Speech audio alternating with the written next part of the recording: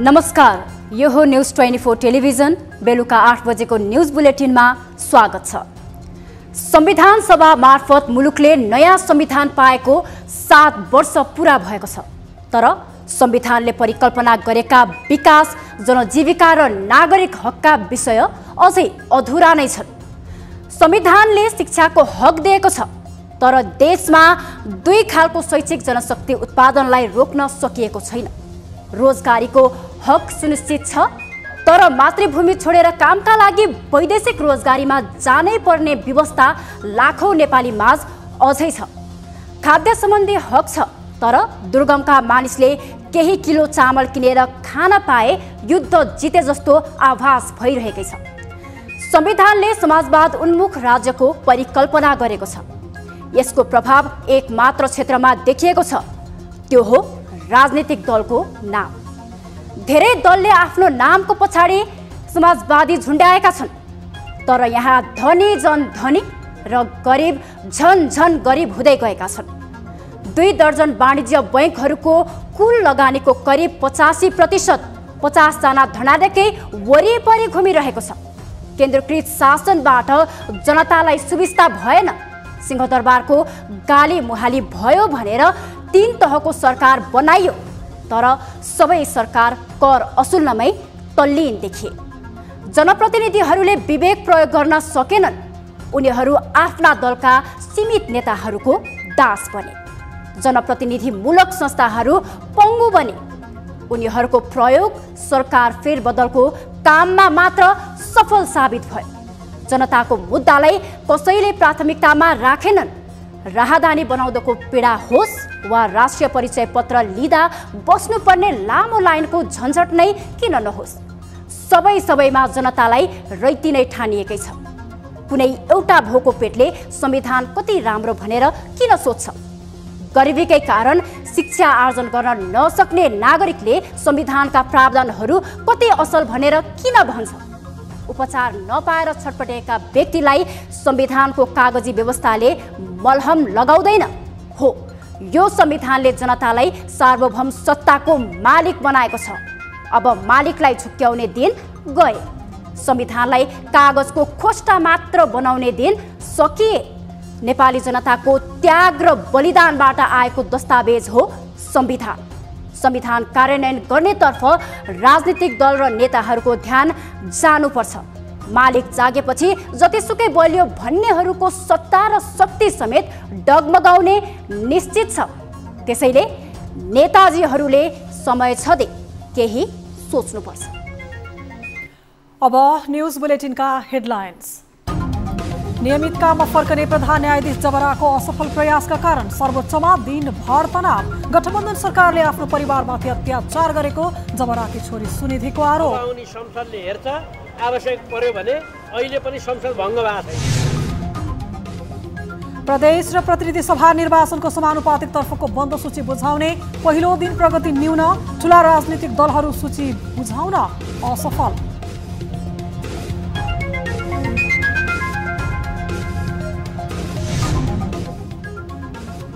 टुकुचालाई आफ्नै लयमा फर्काउने प्रयासमा मेयर बालेन्द्र शाह। उच्च अदालत पाटनद्वारा भौतिक संरचना तत्काल नभत्काउन अन्तर्कालीन आदेश।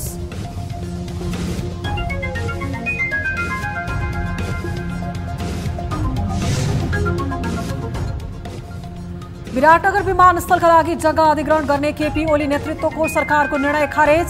निजगढ विमानस्थलको अन्य विकल्प नरहेको विज्ञ समूहको निष्कर्ष।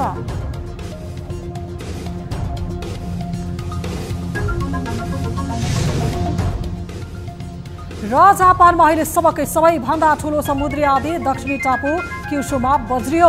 आँधीका कारण ठूलो वर्षाको सम्भावना।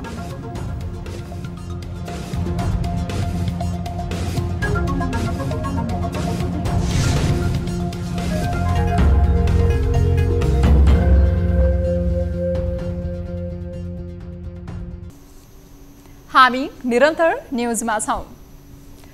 मंसिर 4 गते हुने प्रदेश र प्रतिनिधि सभाको चुनावका लागि पहिलो दिनमा ठूला दलहरूले उम्मेद्वारको बन्द सूची बुझाउन सकेनन्।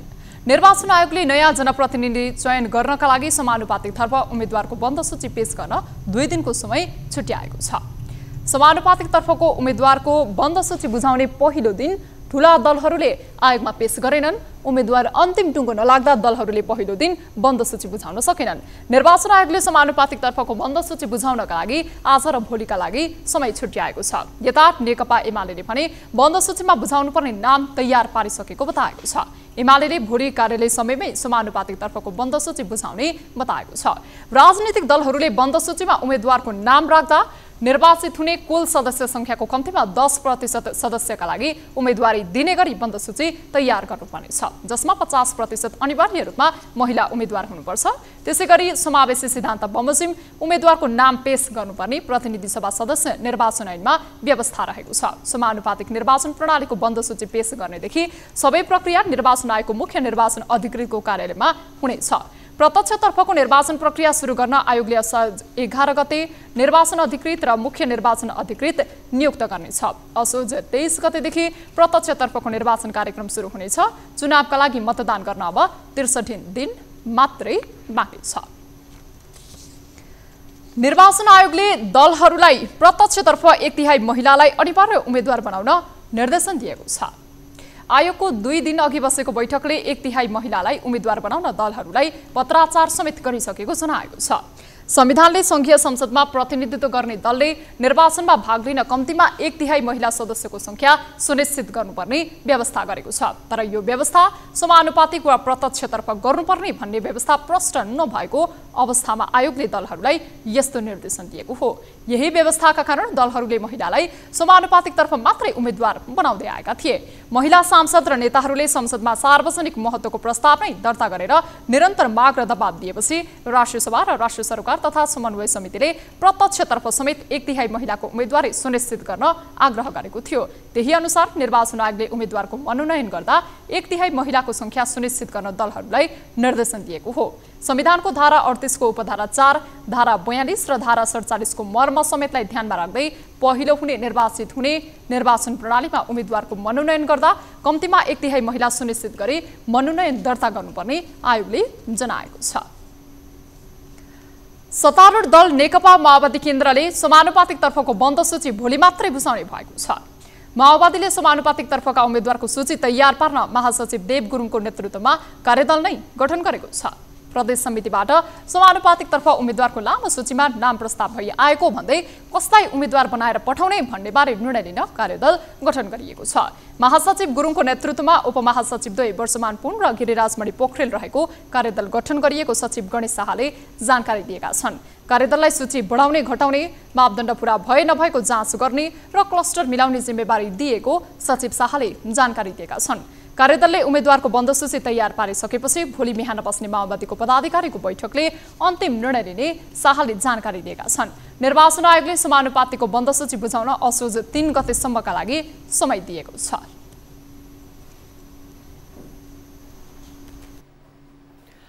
हामी निरन्तर न्यूजमा छौं। काठमाडौँको इच्छुमती खोला मिचेर बनाएका संरचनाहरू नभत्काउन उच्च अदालत पाटनले अन्तर्कालीन आदेश जारी गरेको छ। प्रेसिडेन्ट ट्राभल एन्ड टुर्स प्रणालीको तर्फबाट भोला विक्रम थापा समेतले दायर गरेको रिटमाथि सुनवाई गर्दै न्यायाधीश दिपेन्द्र बहादुर बमको इजलासले खोला मिचेर बनाएको संरचना तत्काल नभत्काउन अन्तर्कालीन आदेश जारी गरेको हो। काठमाडौँमा वर्षौंदेखि बगेको इच्छुमती खोला नै गायब हुने गरी ठूला ठूला संरचनाहरू निर्माण भएको भेटिएपछि काठमाडौँ महानगरपालिकाले कानून विपरीत खोलामाथि संरचना बनाइएको भन्दै हटाउन सूचना जारी गर्नुका साथै खोला खोजी अभियान थालेको छ। महानगरले हालसम्म जयनेपाल सिनेमा हलको कम्पाउन्ड क्षेत्रमा खनेर हेर्दा खोला भेटिएको थियो। महानगरले थालेको यो अभियानमा बाधक बन्दै उच्च अदालत पाटनले खोला मिचेर बनाइएका कुनै पनि संरचना नहटाउन अन्तर्कालीन आदेश दिएको हो। अदालतले असोज 5 गते दुवै पक्षलाई छलफलका लागि बोलाएको छ। प्रक्रिया बमोजिम नक्सा पास गरेको र निर्माण सम्पन्नको प्रमाणपत्र समेत लिएको देखिएकाले तत्काल संरचना नभत्काउन अन्तर्कालीन आदेशमा भनिएको छ। खोला क्षेत्र सार्वजनिक हो। सार्वजनिक जग्गा कसैले आफ्नो नाममा कायम गरेको छ भने त्यो थाहा हुनासाथ दर्ता नै खारेज गर्ने कानुनी व्यवस्था छ। तर काठमाडौँमा टुकुचामाथि पहुँचवालाहरूले व्यापारिक भवन ठड्याउँदा पनि सरकारी निकायले चुइक्क बोलेका छैनन्। त्यसो त कतिपय ठाउँमा टुकुचा खोला नक्साबाटै गायब पारेको पनि पाइएको छ। 124 रोपनी अतिक्रमण भएको र 581 वटा कित्ताबाट टुकुचा अतिक्रमण भएको पनि पत्ता लागेको छ। यति बेला अतिक्रमण भएको टुकुचालाई आफ्नो लयमा फर्काउन मेयर बालेन्द्र शाह दृढ छन्। एक रिपोर्ट। काठमाडौँको बाँसबारी महाराजगञ्जबाट नारायणहिटी जय नेपाल हल थापाथली हुँदै बागमतीमा मिसिने टुकुचा अर्थात् इच्छुमती खोलाको 124 रोपनी अतिक्रमण भएको छ। व्यक्ति, सरकार र सार्वजनिक सङ्घ संस्थाले खोला मिचेर 6 तलेसम्मका भवन ठडाएर व्यापारिक प्रयोजनमा लगाएका छन्। काठमाडौँ महानगरपालिकाले यस्ता अवैध संरचना भत्काउने अभियानको तयारी गरेको छ। टुकुचासँग जोडिएका अतिक्रमण गर्ने 581 किता जग्गाको सूची महानगरसँग छ।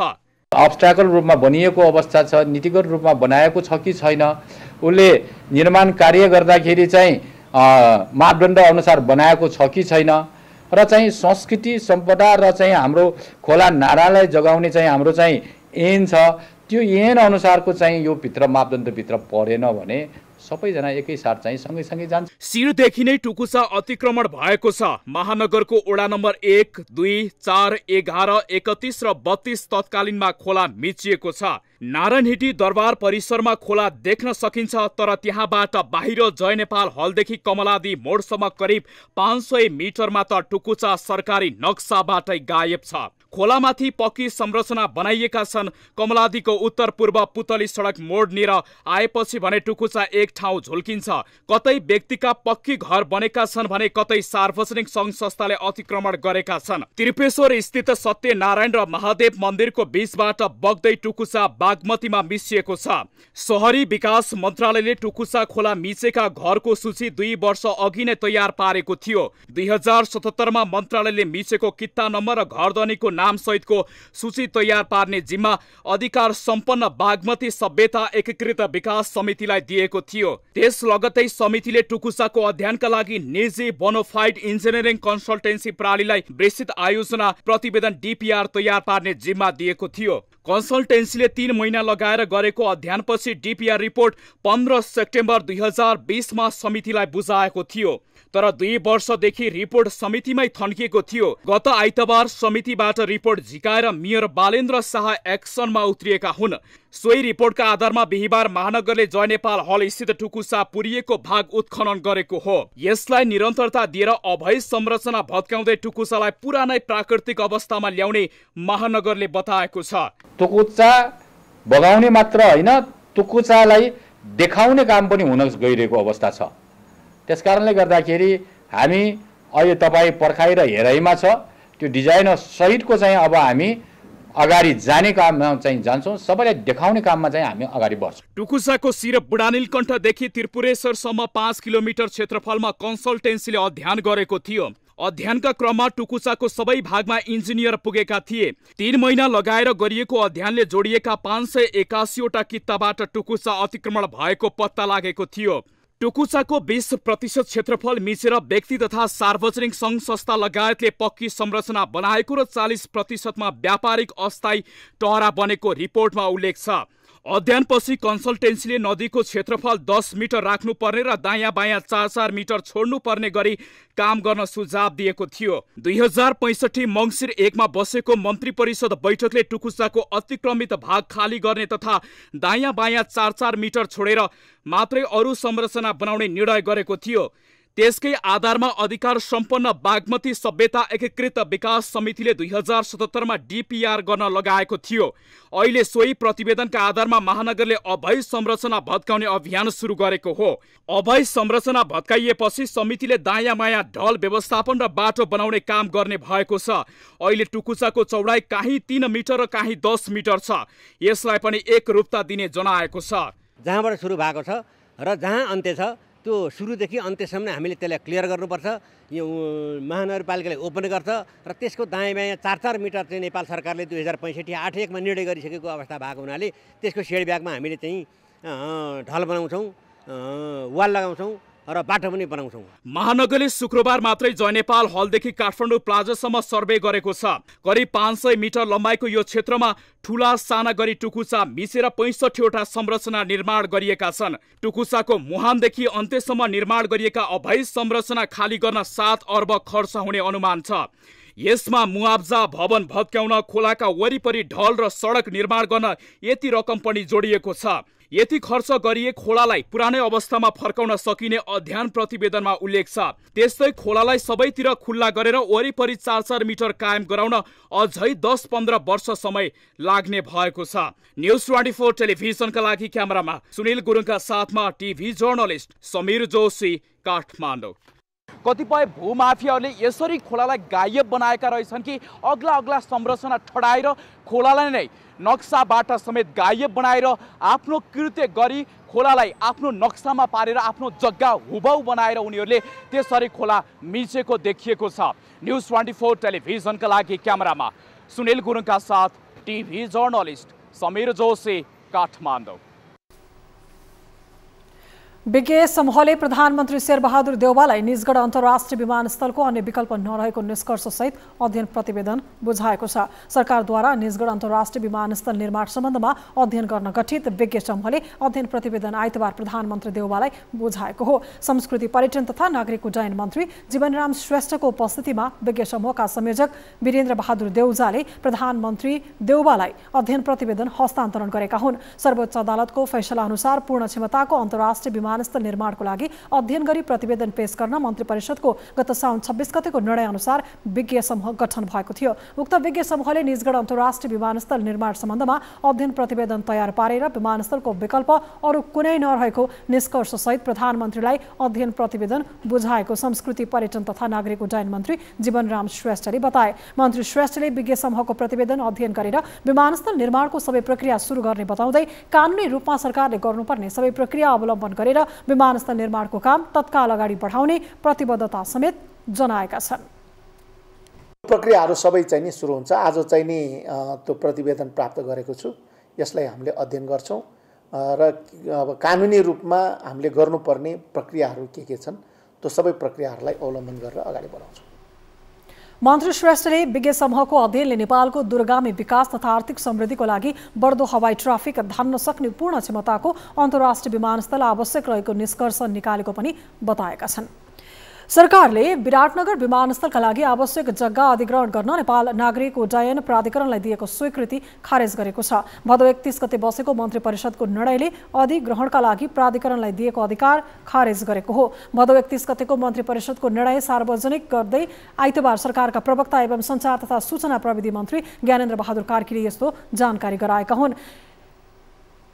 यसअघि मन्त्री परिषदले विराटनगर विमानस्थलका लागि 126.46 बिघा जग्गा अधिग्रहण गर्न नेपाल नागरिक उड्डयन प्राधिकरणलाई स्वीकृति प्रदान गर्ने भन्ने निर्णय गरेको थियो र अहिले उक्त जग्गा प्राप्त नगर्ने निर्णय गरेको छ। यस्तै मन्त्री परिषदले संयुक्त अधिराज्यकी महारानी एलिजाबेथ द्वितीयको 19 सेप्टेम्बर 2022 मा हुने राजकीय अन्त्येष्टिमा नेपालको तर्फबाट परराष्ट्र मन्त्री नेतृत्वको प्रतिनिधि मण्डललाई सहभागी हुन स्वीकृति समेत प्रदान गरेको छ। यसैगरी कोहलपुर सुर्खेत दैलेख 132 केबी प्रसारण आयोजनाका लागि जग्गा प्राप्ति गर्ने प्रारम्भिक कारबाही चलाउने अधिकारी तोक्ने निर्णय पनि मन्त्री परिषदले गरेको छ। मन्त्री परिषदले आगामी कार्तिक 8 र 9 मा जेनेभामा आयोजना हुने commission on science technology for development international plan मिटिङमा विज्ञान तथा प्रविधि मन्त्रालयका सहसचिवलाई भाग लिन स्वीकृति दिने निर्णय समेत गरेको छ।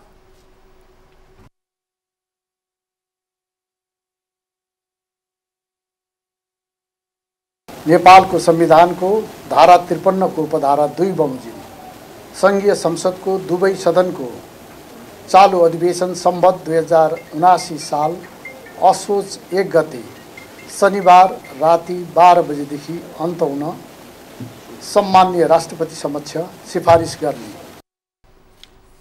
भदौ 31 गतेको मन्त्री परिषदले शहीद दशरथ चन्द स्वास्थ्य शिक्षा प्रतिष्ठान सम्बन्धी विधेयक तर्जुमा गर्न सैद्धान्तिक स्वीकृति दिने निर्णय समेत गरेको छ।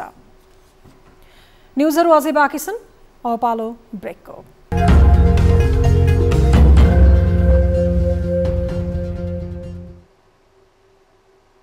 हामी निरन्तर न्युजमा छौं। पश्चिम नेपालमा सबैभन्दा धेरै यात्रुको चहलपहल हुने स्थान बुटवलमा समेत दशैं लक्षित यातायात व्यवस्थापन कार्य सुरु भएको छ। दशैंमा यात्रा गर्नेहरूलाई यातायातको सहज व्यवस्थापनका लागि मुलुकभर टिकट बुकिङ खुला भइरहेको समय बुटवल बस पार्कले समेत टिकट बुकिङको व्यवस्था मिलाएको हो। शनिबारदेखि दशैं लक्षित टिकट बुकिङ कार्य सुरु भइसकेको छ। टिकट बुकिङ खुलेसँगै काठमाडौँ र मुलुकका अन्य स्थानका बस पार्कहरूमा टिकट काट्नका लागि भिड लागिरहेको छ। बुटवलमा प्रधान कार्यालय रहेको पश्चिम नेपाल बस व्यवसायी प्रणालीले मुलुकका 300 स्थानबाट अग्रिम टिकट बुकिङ खुला गरेको छ। यात्रुहरूलाई दशैंको अवसरमा सहज र सुरक्षित रूपमा गन्तव्यमा पुर्याउने उद्देश्यले प्रणालीका 2300 बस स्ट्यान्ड बाई रूपमा राखेको बताइएको छ।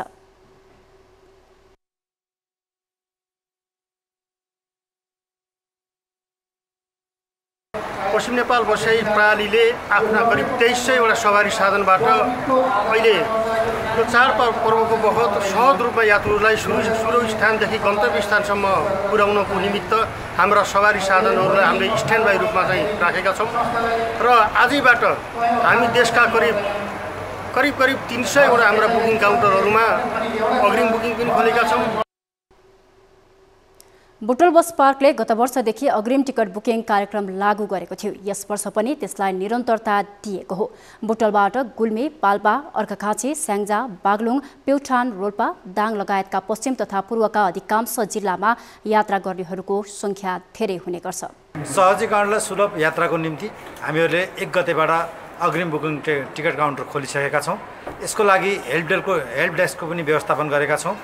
यात्रुहरूलाई त्यस्तो गुनासो भए पक्कै पनि त्यो गुनासो हामीसम्म पुग्नेछ र सहजीकरणको निम्ति दशैंलाई दशाको रूपमा नबिताउनको निम्ति गन्तव्यमा पुर्याउनको निम्ति यहाँहरू झुन्डेर यात्रा गर्नु पर्दैन र त्यसको व्यवस्थापन पश्चिम नेपाल प्रणालीले गरिसकेको छ। टिकट काट्न भिडभाड हुने हुँदा परिचय पत्र भएका कर्मचारीहरूसँग मात्रै टिकट काट्न यात्रुहरूलाई व्यवसायीले आग्रह समेत गरेका छन्।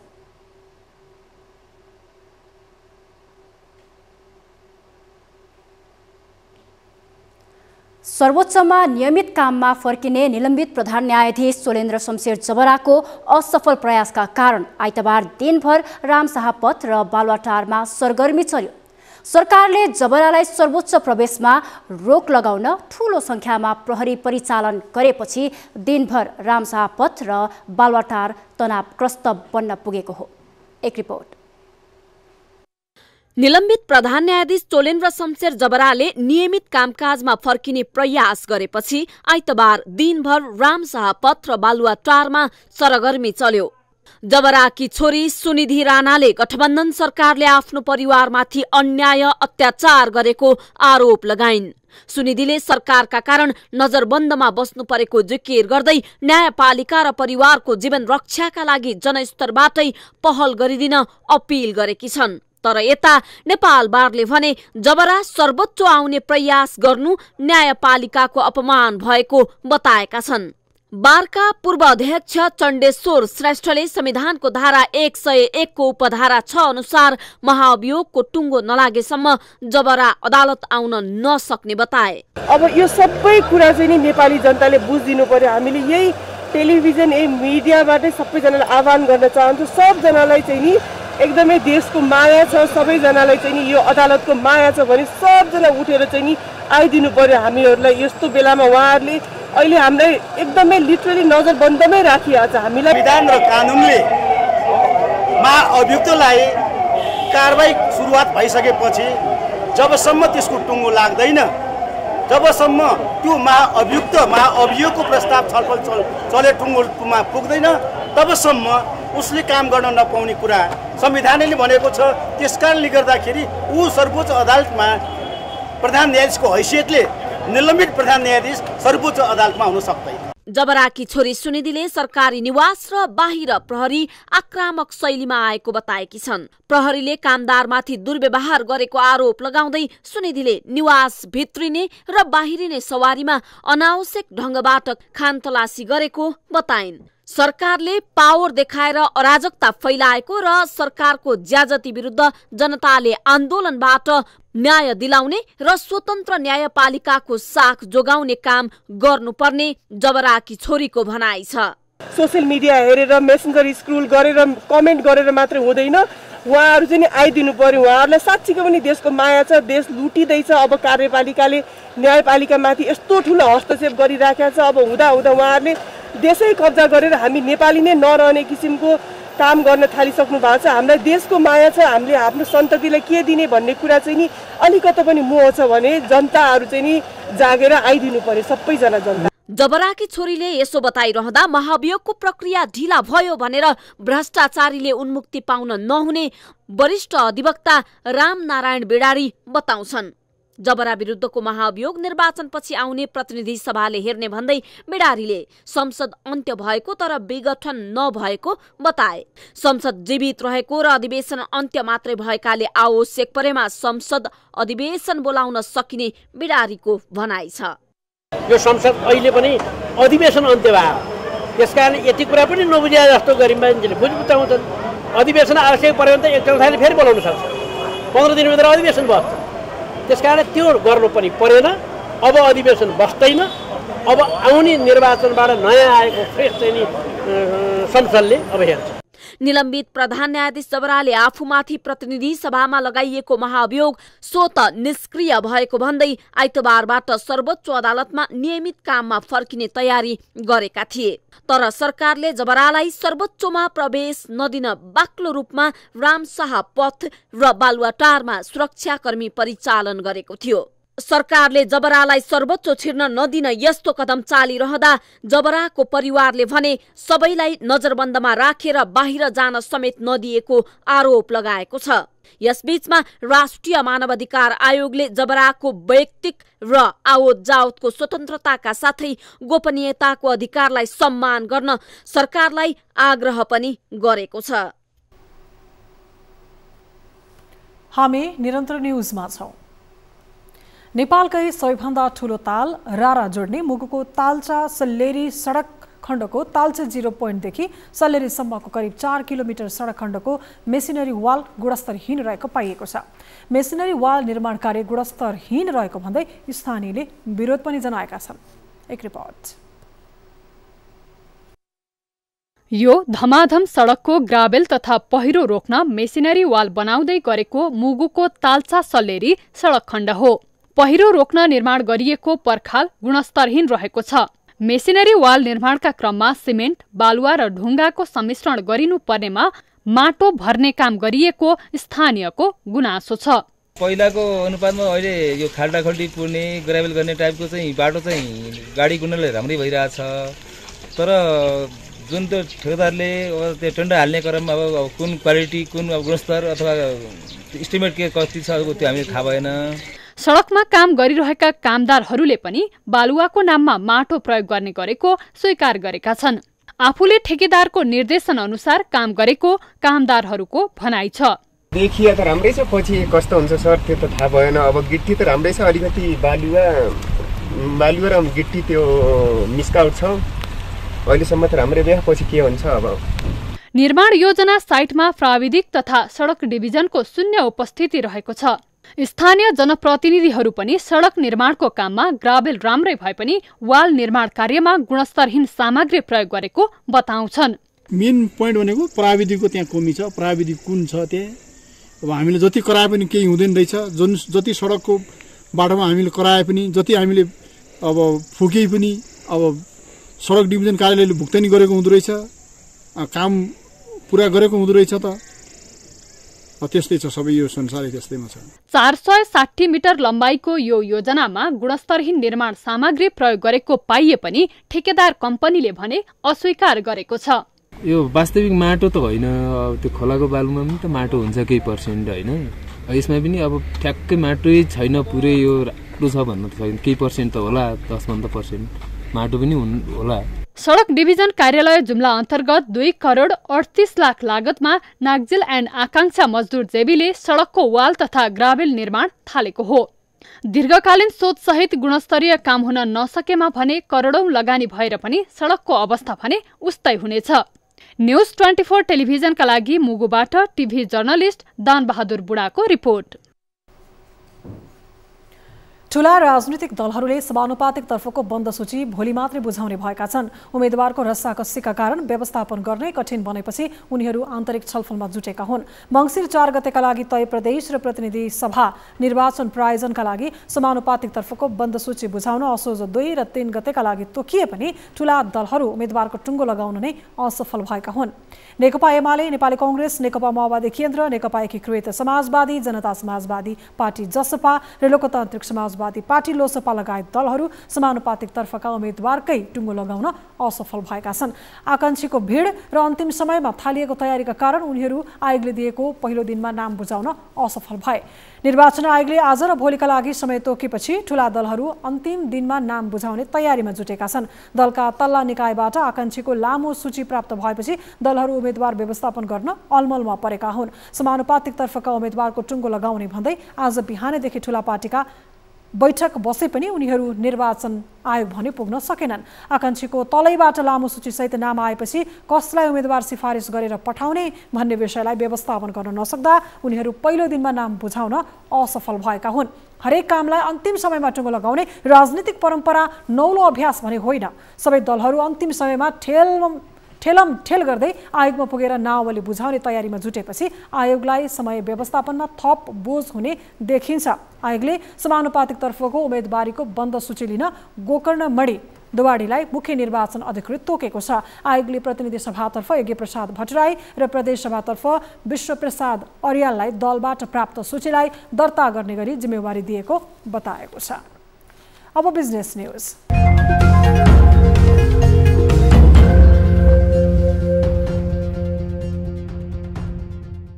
सरकारले खाने तेल आयातमा भन्सार शुल्क घटाएपछि खाने तेलको मूल्यमा ठूलो गिरावट आएको छ। तेलको होलसेल व्यापारीका अनुसार 1 महिनाको तुलनामा तेलको मूल्य लिटरमै 50 रुपैयाँसम्मले घटेको छ।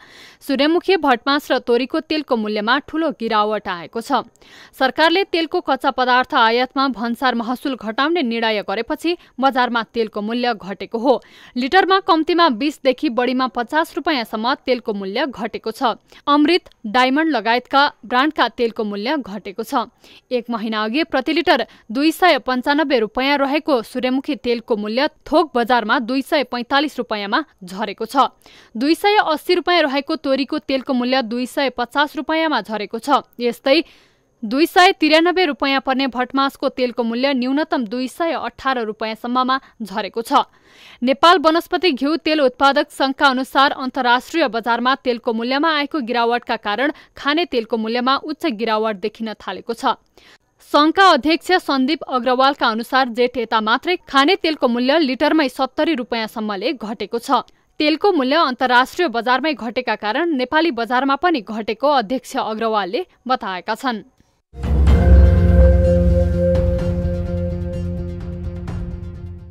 मुद्रास्फीति नियन्त्रण गर्न फेडरल रिजर्भ लगायतका केन्द्रीय बैंकहरूले आक्रामक रूपमा ब्याज दर बढाउँदा सन् 2023मा आर्थिक मन्दी हुने चेतावनी वर्ल्ड बैंकले दिएको छ।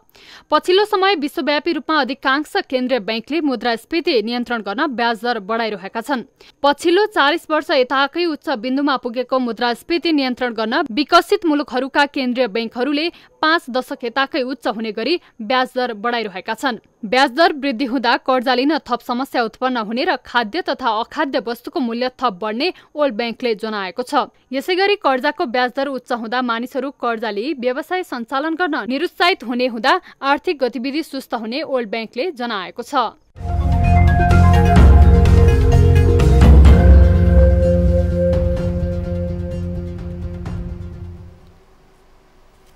न्युजहरू अझै बाँकी छन्, अब पालो ब्रेकको।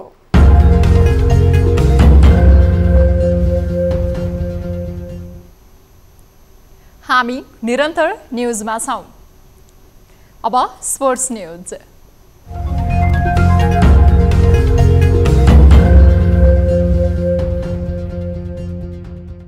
एनआरटी ल्याब युथ फुटबल एकाडेमीको आइतबार औपचारिक उद्घाटन गरिएको छ।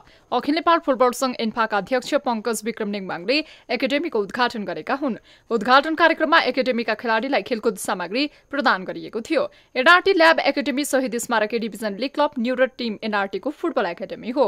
फुटबल एकाडेमी सञ्चालन गर्न एनआरटीले एन्फा र कीर्तिपुरको ल्याबोरेटरी स्कुलसँग गत वर्षको साउनमा सम्झौता गरेको थियो।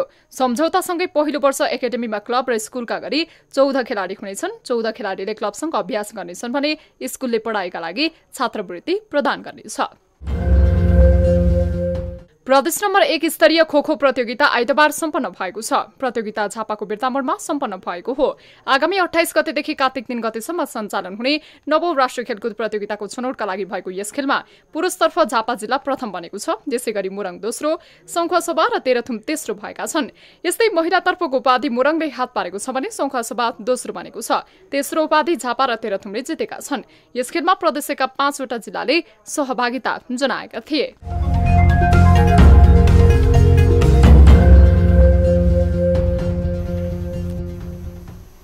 अब एउटा रोचक प्रसंग।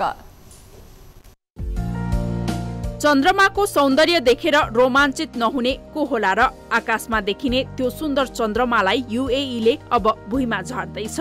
हो, युएईले झण्डै 6.5 खर्ब रुपैयाँ बराबरको रकम खर्चिएर चन्द्रमा जस्तै रिजोर्ट तयार पार्दैछ। युएई सरकारले दुबईमा बनाउन लागेको चन्द्रमा स्वरूपको रिजोर्टको नाम दुबई मुन राखिएको छ। उसै त युएई संसारकै अग्लो भवन बुर्ज खलिफादेखि अन्य विभिन्न गगनचुम्बी भवनहरूका लागि परिचित छ। अब मुलुकका ती सुन्दर भवनहरूमा अर्को नाम दुबई मुन पनि थपिँदैछ। यो रिजोर्ट नितान्त आकाशमा चम्किरहेको चन्द्रमा जस्तै बनाइनेछ र यस्तो प्रतीत हुनेछ कि साँच्चैकै चन्द्रमा भुइँमा ओर्लिएको छ। उक्त चन्द्रमा जस्तो रिजोर्ट बनाउन करिब $5 अर्ब खर्च हुने बताइएको छ। मुन वर्ल्ड रिजोर्ट कम्पनीले उक्त परियोजना तयार गर्नेछ। कम्पनीका सहसंस्थापक सेन्ड्रा जी म्याथ्युज र माइकल आर हेन्डरसन हुन्। उनीहरूका अनुसार यो रिजोर्टले पर्यटनलाई बढावा दिनुका साथै युएई को अर्थव्यवस्थालाई नै प्रभावित गर्नेछ। यो रिजोर्टको निर्माण कार्य 48 महिनामा पूरा हुने बताइएको छ।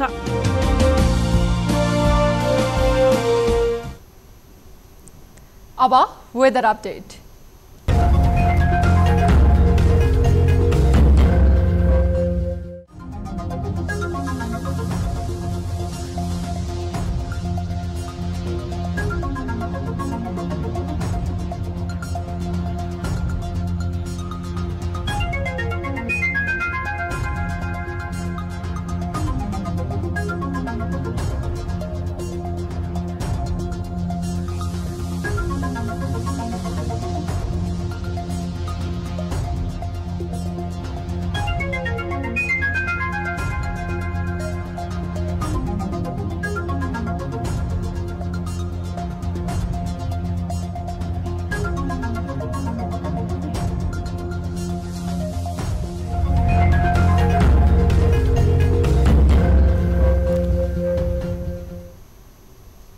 अब न्यूज बुलेटिनको अन्त्यमा पुनः हेडलाइन्स। नियमित काममा फर्किने प्रधान न्यायाधीश जबराको असफल प्रयासका कारण सर्वोच्चमा दिनभर तनाव। गठबन्धन सरकारले आफ्नो परिवारमाथि अत्याचार गरेको जबराकी छोरी सुनिधिको आरोप। अब आउने संसदले हेर्छ, आवश्यक पर्यो भने अहिले पनि संसद भङ्ग भएको छ। प्रदेश तथा प्रतिनिधि सभा निर्वाचनको समानुपातिकतर्फको बन्द सूची बुझाउने पहिलो दिन प्रगति न्यून। ठूला राजनीतिक दलहरू सूची बुझाउन असफल।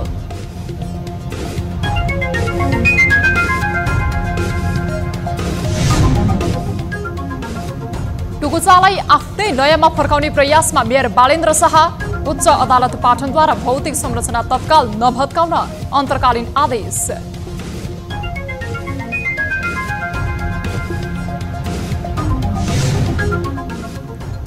विराटनगर विमानस्थलका लागि जग्गा अधिग्रहण गर्ने केपी ओली नेतृत्वको सरकारको निर्णय खारेज। निजगढ विमानस्थलको अन्य विकल्प नरहेको विज्ञ समूहको निष्कर्ष।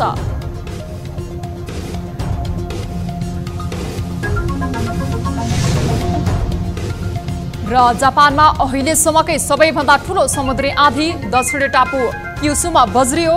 आँधीका कारण ठूलो वर्षाको सम्भावना।